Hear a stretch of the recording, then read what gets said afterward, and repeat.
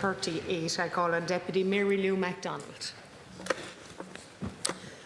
Taoiseach, the scandal of abuse and neglect of elderly residents at 2 of the country's nursing homes has deepened with the publication of a HICWA report last night. It revealed that one of those homes, Beneven Manor in Glasnevin, had almost 200 allegations of abuse of residents in the last 3 years. HICWA has notified the Gardaí about its concerns regarding these 2 nursing homes, and they've requested that Amish Ireland, the company that owns these 2 facilities, stop admissions to all 25 of the homes it controls. Taoiseach, how can we have 198 allegations of abuse at just 1 nursing home, and yet it took an RTE programme to expose this scandal? What we witnessed on our TV screens was horrific. Vulnerable elderly people manhandled, neglected, disrespected, pushed down hallways, roughly forced into chairs, all by the very people who are supposed to care for them. Their families are absolutely devastated, and they are calling on the government to act now. The HICWA report reveals that these weren't one-off failures in care caught on camera. The culture of abuse and neglect at Beneven Manor was obviously endemic, hardwired into the operation of the home, and went on for a very long time. It's clear that Amish didn't fear HICWA. Quite frankly, they didn't give a toss about regulations or inspections. Little wonder, because HICWA's hands are tied behind its back. They don't have the legal power to impose fines. The corporate entities that own these nursing homes are out of their reach, and HICWA badly needs new powers to deal with both of these fundamentals. The toxic culture in these nursing homes, the regulatory and governance failure that allows this wholesale abuse of elderly residents is a direct result of government policy. For decades now, campaigners have called for robust adult safeguarding legislation to protect residents in nursing homes, but their calls have been ignored by you. 20 years on from the big promises of change made after Lee's Cross, we've had a litany of abuse scandals. The Brandon case, the Grace case, Ars Subtracta, case after case, abuse after abuse, and yet government sits on its hands. No safeguarding legislation, no mandatory reporting, no legal right of entry for social care teams to investigate complaints, no accountability ever. This abuse and neglect has happened with the corporate takeover of nursing homes and care. 20 years ago, 30% of nursing homes were in private hands. Today, that stands at 80%. So the state walks away from its responsibilities, and the profit of wealthy companies are put above the care and the dignity of the very people who built this country. Tura atá sa scanal seo maidir le druc ide agus nabhaird a bhí léirithe de seandaoine ina gcónaí I dtithe altranis hep an rialtas gníomhú. Tá stíon reachtaíocht láidir cosanta de gcuoine fásta go pránach. Taoiseach, you may well seek to distance government from this scandal, but the fact is the neglect and abuse, the weak regulation and oversight is a direct result of government policy, a policy to allow big corporates take over nursing homes. So you need to act now, Taoiseach. When will you listen to the calls of families and campaigners? When will HICWA have the powers that it needs? When will you bring forward robust safeguarding legislation, mandatory reporting legislation, and ensure that our elderly citizens are safe and respected?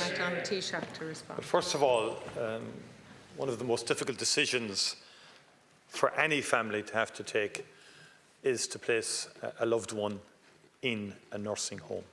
It's a very, very difficult decision.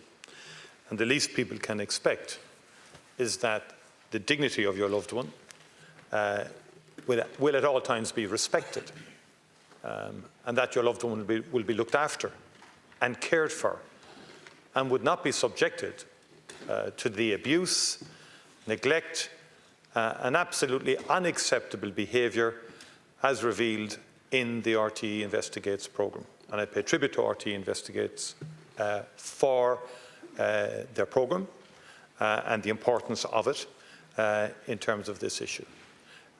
There is a fundamental obligation on the nursing homes concerned and all involved to look after people in their care. And in no circumstances can abuse of people be tolerated. And people have a right to expect that level of care. I would also say that even in recent times, additional measures to strengthen the powers of the Chief Inspector of HIQA has occurred from 2017 to 2021 onwards. And there's a whole range of additional measures and capacity and power and so on, which was outlined in the interim report of HIQA, which was published yesterday. And in my view, when you look at the interim report, there are some very, very disturbing, clear facts. For example, 61% of these particular homes not adhering to fire regulations. Now, to me, that's a red alarm. And there are powers to close. There are powers in existence to cancel. And that is described sometimes as a nuclear option. But in my view, when things are at the level that they are as revealed in this report, in terms of more fundamental issues like that, where clearly the health and safety of residents is at stake, then that's an option. And I know it brings with it a whole range of issues, but it's one that in the past used to be invoked, and the HSE would be engaged, and we've all been subject to HIQA investigations and reports where they would have been recommending closure, and people would, say, well, what about our loved ones? Where do they go? But there does come a point, if the level of, and it's clear from the reports here in respect of the lack of compliance on a number of key areas in the report, and the one that jumps out, in my view, is the fire regulations in the report itself, plus other aspects of either partial compliance or non-compliance. This is deeply traumatic for the families involved.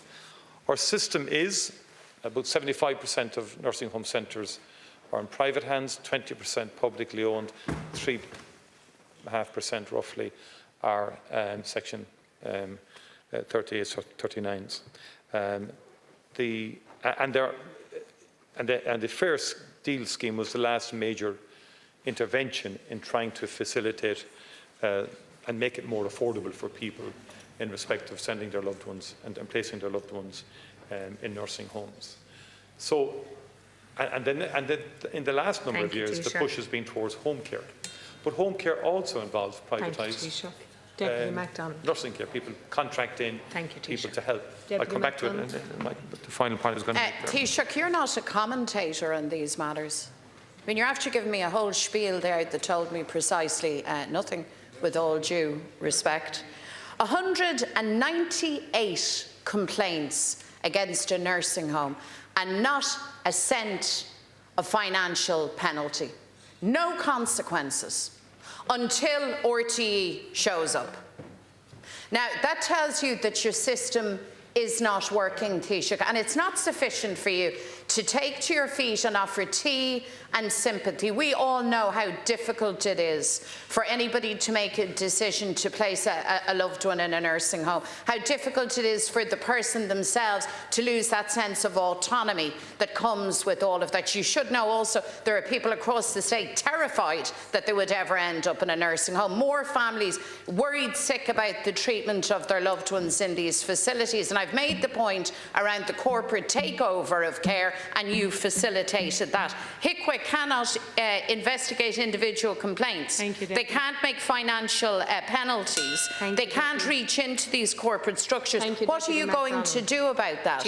And can you please answer my question on safeguarding legislation, mandatory reporting, and the need for social care teams to have access to these homes to protect these very vulnerable elderly people?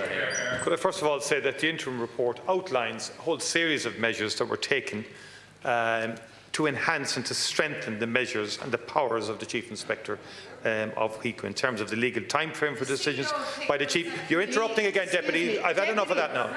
Deputy, I've had the floor now. Your seat and this is no, sorry. I will answer it, but you have a tactic all the time of interrupting every time I get to my feet and make a point. And I don't interrupt. Deputies, do you want? The clock is ticking. If you wish to have an answer, Deputy McLaughlin, it's not your question. It's not your question. Taoiseach, please resume your response. The fundamental power that HECO has, particularly in the face of breaches, in my view, and it's one that should not be balked at, is cancellation of the licence. In my view, that is the teeth that HECO had. And I think, yes, we do need to review the methodology of HECO's, and they've said it themselves. Thank you, Taoiseach. 92. No, sorry. I understand. No, hold on a second. It's not your fault, and it's certainly not the other members. But how long is this going to continue? I think this is the problem, Taoiseach. Well, no, sorry, it's my problem. I'm not in a position now to answer. I can't get my points across. Thank you, Taoiseach. Because of this constant. Yes, I agree. No, but could I ask you now, through the chair, given what has happened and what has happened in the last number of weeks, I want a review of how this is happening, because I'm not going to come in here and listen to everybody and give them the courtesy of listening and not being allowed to reply. That's fundamentally wrong. And it needs an intervention from you, Ceann and the whips as well, and the chief whips to sort this out. Excuse me, Deputy. There is a time frame for which you can provide the answer. If they choose not to listen, Taoiseach, it's kind of pointless asking the question. And I think the reality is that everybody, Deputy, should be afforded the opportunity, as you were by your colleagues, to ask the question. I'd expect. I'm speaking, Deputy. As am I. I am entitled to questions. I'm speaking, Deputy, so I would expect that you stop speaking when I speak. And what I'm asking is that everybody afford each other the same level of respect. In that way, the House will operate in decorum. Deputy Ivana Bacik. Taoiseach, last week on Wednesday and again on Thursday, I and Deputy Marie Sherlock raised at Leaders' Questions the scandal of abuse in nursing homes in this chamber, and we did seek assurances from you and again on Thursday from the Taoiseach in respect of protections against abuse. Now this week again we're seeing more serious concerns raised, with HICWA's interim report released last night revealing to us that HICWA had heard from Benevan Manor that 200 allegations of abuse against residents in Benevan Manor had been made since 2022, and 40 more were disclosed in respect of the residents' Portlaoise.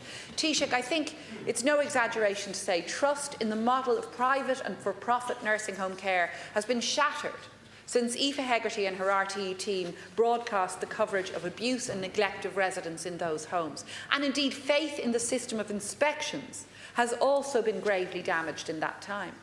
And unfortunately, the presentations of HICWA's CEO and Chief Inspectors at this morning's Health Committee has raised more questions than answers about the system of inspection and oversight. Residents of nursing homes deserve security, safety and dignity. That's all any of us wants for ourselves or for our loved ones. And we want to know that complaints will be taken seriously, that there'll be zero tolerance for abuse and real consequences for those who carry out abuse or for the management of nursing homes where abuse is carried out and facilitated. But the presentations made in today's Health Committee will not have reassured anyone. Taoiseach, inconsistencies have permeated both within the interim report and the opening statement, and the process in place for escalating complaints in particular remains really unclear. HICWA's sole tool for responding to complaints appears to be restricting admissions, short of a report to Gardaí. But Taoiseach, what use is restricting admissions for those already resident in a home? And indeed, shockingly, it seems that an impugned home arguably has more authority to lift the restriction than even HICWA does. So there's an issue about consequences. And Taoiseach, serious concerns therefore remain about HIQA's capacity to keep nursing home residents safe. There's a pressing issue also, which arises from this morning's hearing. The report HIQA published last night gave the impression that the organisation was not on notice of all that the RTE team had unveiled prior to broadcast, that the HIQA team didn't know about it in advance. But Taoiseach, information shared with my colleague, Deputy Sherlock, shows that in fact HIQA had received detailed protected disclosures prior to broadcast, and that they received 7 pages of correspondence from Aoife Hegarty herself 12 days before broadcast. And that information includes allegations relating to a third nursing home, not featured on the RTE programme. But when Deputy Sherlock asked this morning about this, HIQA's Chief Inspector was nothing short of evasive. Taoiseach, people need to know the extent of abuse in nursing homes, and we need assurances that HIQA is capable of investigating and effectively addressing abuse. The horror stories of private nursing home facilities are spreading. We're all hearing them. So, Taoiseach, can you tell us how many Audion guys are suffering in silence across the country today? And what will you do to ensure there is effective safeguarding in place? Will you introduce the legislation before the summer recess? And will you ensure that HIQA has the necessary teeth to deliver sanctions where abuse occurs? I fully agree with what you were saying in respect of people's entitlement. Families, when they place their loved ones into nursing homes, absolutely. And it's absolutely shocking and scandalous that there would be any abuse of people residing and living in nursing homes. There is a range of existing legislation, from the 2007 Act amended on a number of occasions. There are a lot of measures, powers available to HIQA in respect of this. There is a forthcoming national policy on adult safeguarding for the health and social care sector, and that will set out how existing protections can be strengthened, and that will be brought to government shortly. And that will commit to the development of adult safeguarding legislation for the sector. We have included a health adult safeguarding bill in our current legislative programme to facilitate this. It's complex, though. Let's not pretend, and there tends to be, when events of this kind happen, people rush and say this is the answer. It's a more comprehensive response is required, including adult safeguarding legislation. Fully agree with you there. I have no issue with larger fines being levied. But I do believe, and this is a difficult balance, I do believe the option of closing has to be on the table. Otherwise, people won't fear. I can recall 8 or 9 years ago when HIQA was going to various facilities and people would object and say, you can't close it.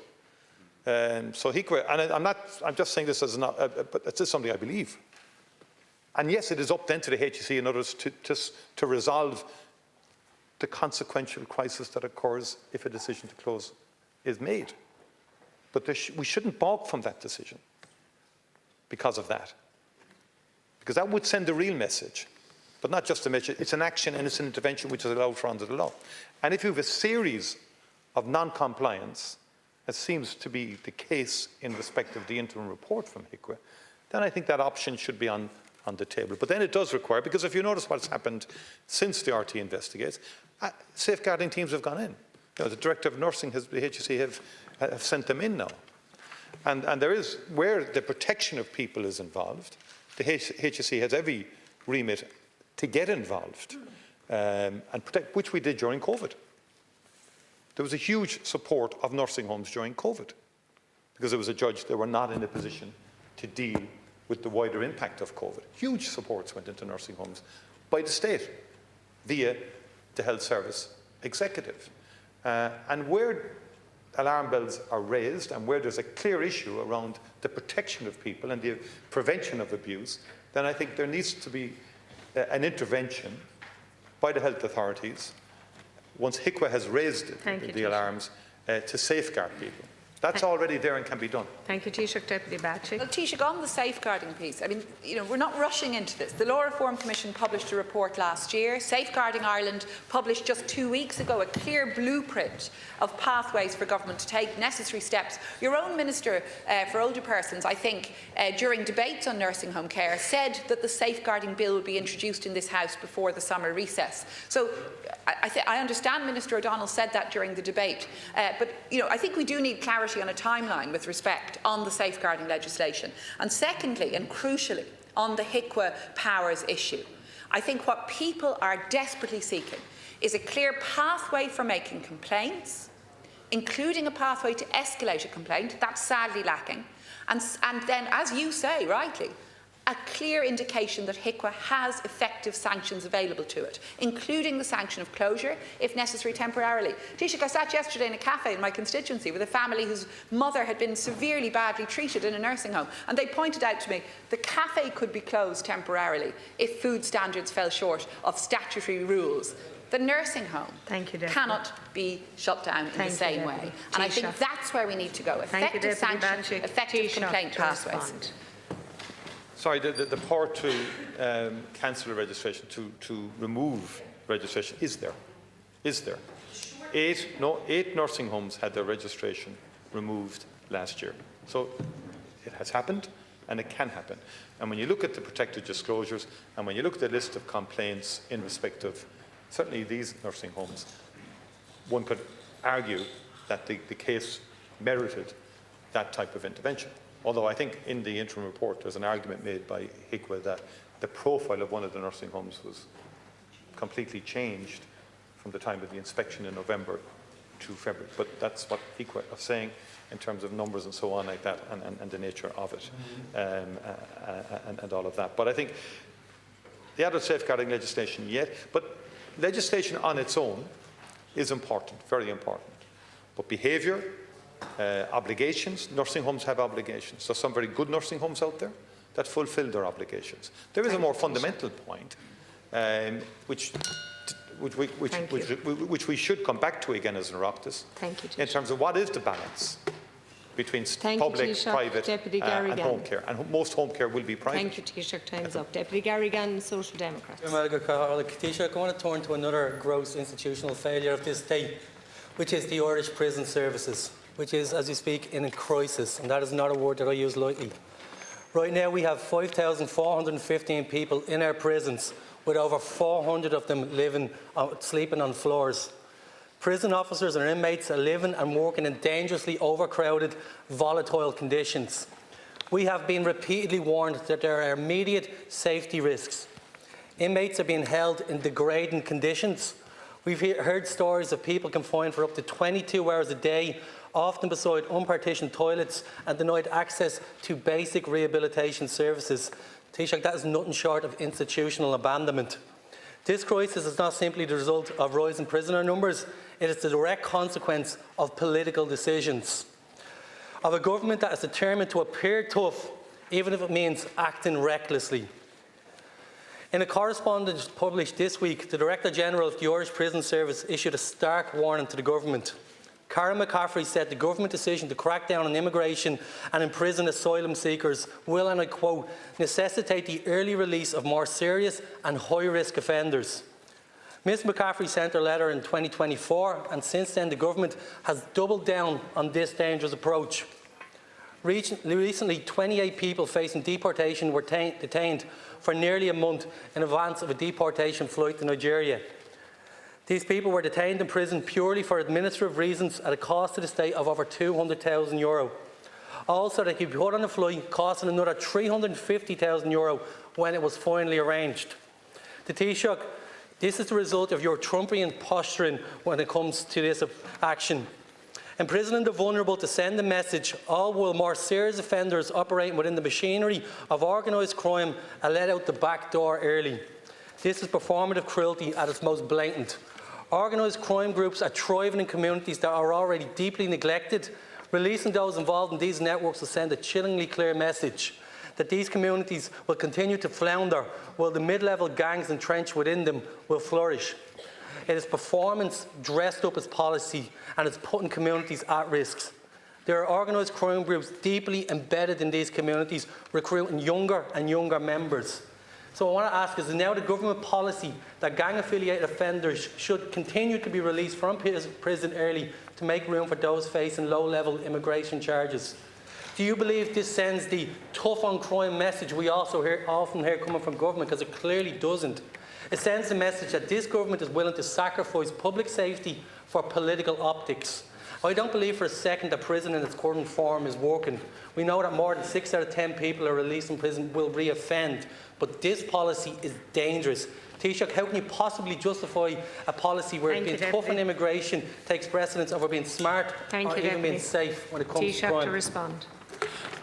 First of all, I have to say to the Deputy, I think your juxtaposition of the migration issue with the genuinely serious problem of overcrowding in prisons is really stretching credibility. I think it's a false juxtaposition. Sorry, I haven't interrupted you. Allow the answer. I did not interrupt you, please, no. And I just want to make the point. You said there was over 5,000 prisoners.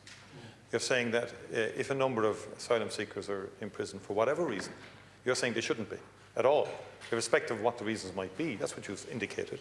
And you're suggesting that it's all about some optical performance for the optics, that we just want to get tough on migration, imprisoning a few, and that we're letting criminals free. I think it's a preposterous proposition and assertion by you, and it's wrong.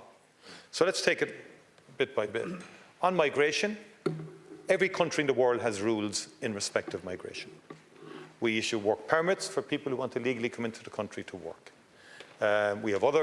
We issue visas for people who want to stay in the country and so on, be it holiday visa, whatever type of visas, a variety of them there. And we have visa agreements with other countries. Within the European Union, you have freedom of mobility. All of that has been positive for this country. But there has to be rules around migration. And the government is very clear on that. And the Minister for Justice, Minister O'Callaghan, has been very clear on that. It's not optics, it's just common sense. Because we will reject any assertion that Ireland is an open border territory. It's not. We've never had open borders. Never. Because there's always been a system.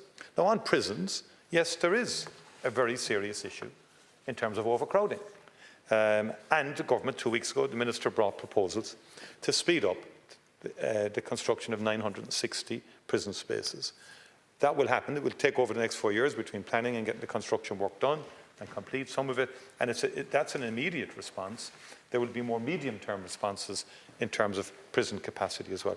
And thirdly, I would say to you, there is a range of measures that have been taken over the last number of years in terms of getting tough on crime. In terms of legislation, for example, criminalising the grooming of children into a life of crime, rolling out a support programme to break the link between the gangs and the children that try to recruit, strengthening CAB's ability to target the proceeds of crime and speed up the process to dispose of the asset for the benefit of the state. And the Garda National Drugs and Organised Crime Bureau is leading in tackling all forms of drug trafficking and the supply of illicit drugs in Ireland. And over 627 million in illicit drugs collected by that crime bureau, and firearms and all of that. Ministers Monahan, O'Connor and O'Callaghan launched the DRIVE drug-related intimidation violence engagement project recently, and that will have impact, and the Garda workforce is increasing. Thank you, Taoiseach. Deputy Gannon. Taoiseach, it is sometimes difficult to not interrupt when you're purposely distorting what is. It is sometimes difficult to not interrupt when you're purposely distorting what exactly is we're trying to say. Politics is about choices, you know this. We have prisons that are overcrowded to the point where it is being reported by multiple sources, including security and civil service sources, have confirmed that a number of prisoners, including those suspected to be members of organised crime gangs, have been released. All the while you're doing that, we have people being detained in our prisons awaiting deportation flights. Once those flights happen, we have a Justice Minister who takes to Morning Ireland, whatever newspaper of the day, as if he's a general coming home from war. Our prison services are overcrowded. We have a situation that is actually detrimental to the human condition, and for the purpose of your performative cruelty, we are now putting people awaiting deportation flights into those prisons. In every prison, in Mountjoy, in the Docus, people have been taken out of IPAS centres and brought to prison. All the while you're letting drug dealers back into communities. That is your choice. That is no distortion. You own that, because that is the choice that you are making. Thank you, Deputy. Taoiseach to respond. Deputy, you started by saying that it's very difficult not to interrupt you. Find it. I would respectfully suggest that you said it was with great difficulty that you could not but interrupt. I would say to you, you've never ever had any difficulty in interrupting, from my experience in the House. But could I say, there's a prison overpopulation issue. That is accepted by government. The ministers brought forward proposals which will result in about 960 additional prison spaces. That can be done as quickly as possible. In terms of and that's, by the way, that's creating opposition where this expansion is happening. And no doubt other members of your party may very well be criticising some of the decisions that the Minister has taken in terms of the location of those prisons. I have no doubt. That's the consistency of political opposition, but I suppose it's a condition of it. But the other point is, on the migration question, what are you suggesting? That there be no sanctions at all for those who are breaking our laws in respect of our migration position? Thank you, Taoiseach. I mean, there has to be a balance here. I would suggest your basic assertion is wrong and flawed. Thank you, Taoiseach. Time is up. Deputy Roderic O'Gorman. Taoiseach, Ladies Island Lake in County Wexford is the largest saltwater lagoon in Ireland. It provides refuge for a variety of wildfowl. That's why it's protected under both the Birds and the Habitats Directive. It surrounds Ladies Island, which is a beautiful and ancient place of pilgrimage. Unfortunately, Ladies Island Lake is also highly polluted. The Environmental Protection Sea has been studying the lake for the last 2 years, and their report that was published in January makes grim reading. It states, the ecology of this lagoon has been severely damaged by nutrient over-enrichment, resulting in harmful algal blooms and fish kills. Goes on to say, the continued decline of Ladies Island Lake and other saline lagoons in Ireland will result in the loss of many specialised species, the disappearance of feeding grounds for migratory birds, and reduce the recreational and aesthetic value of these waters. One of the report's authors, Dr. Cillian Roden, he told the Irish Independent in January last year that the situation is so bad that the lagoon's glow can be seen from space. The EPA research was discussed at the Joint Oireachtas Committee on Environment last week, and one point emerges crystal clear from the EPA report. No improvement in the lake's ecology will be possible without a large reduction in nutrient runoff from land. Now, Taoiseach, it's important we don't frame this as blaming farmers, but the impact of nutrient runoff at this significant site is absolutely clear. But so too are the recommendations from the EPA on how we can save Ladies Island Lake. Enforce existing regulations about agricultural nutrients entering the lake, help farmers change their practices, improve the buffer zones around the water sources flowing into the lake. Taoiseach, the evidence before the Oireachtas Committee included a newspaper article from 1983 describing pollution in the lake. This is not some new environmental catastrophe. This has been a problem in the making for over 40 years, a problem that's been allowed to continue. And all the various enforcement and accountability arms of the state, local authority inspections, Teagasc, all the state mechanisms have failed to protect Ladies Island Lake. So Taoiseach, if agricultural runoff is the recognised driver of this pollution, will you task the Minister for Agriculture to take a lead here? And will you agree with me that it must be a priority to reverse the pollution of this lake? And in light of the absence of sufficient action over 4 decades, a solution needs the force, it needs the political clout that a senior cabinet minister brings to bring together the relevant stakeholders and to ensure that they're delivering. Taoiseach, will you task the Minister for Agriculture to ensure action is taken to stop an ecological disaster that is unfolding in real time and in full view of us all? Thank you, Deputy. Taoiseach. Well, first of all, I would agree that it has to be a priority to reverse the pollution of Ladies Island, and I think a specific action plan should be developed for Ladies Island, for the lake and so forth, but that has to involve obviously a number of stakeholders, not just agricultural stakeholders, but obviously they will be key, and I think the Minister for State responsible for biodiversity should lead, in my view, in this regard, but obviously with the Minister for Agriculture and the Minister for Climate as well. We are engaged in a whole range of projects across the country, and it has to be cross-departmental. And I believe that the climate, but also the biodiversity dimension, has to be central to this. In order to get improvements here, and it has to be a whole-of-government approach because it may involve financial intervention in terms of enabling any plan to have impact on the ground. and it will. I know what you have said. It's not your intention to apportion blame, but very clearly you're saying it's farming is creating the nutrient runoff into the lake. So clearly, a solution is going to have to involve the neighbouring farmers. I will engage with the ministers, with Minister Christopher Sullivan, with Minister Martin Hayden, with Minister Darragh O'Brien. I will ask them to come together with a view to coming up with a plan to deal with this issue.